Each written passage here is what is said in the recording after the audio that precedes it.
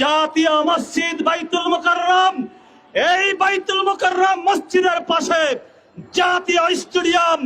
এখানে গান বাজনা হয়, খেলার নামে, বিনোদনের নামে অনিসলামিক অনেক কার্যকলাপ হয়।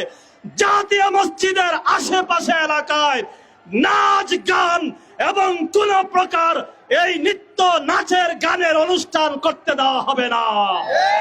এই সরকারের উচিত প্রয়োজনে জাতীয় স্টেডিয়াম বাইতুল মুকাররমের মসজিদের পাশ থেকে সরিয়ে অন্য কোথাও স্থানান্তর করতে হবে।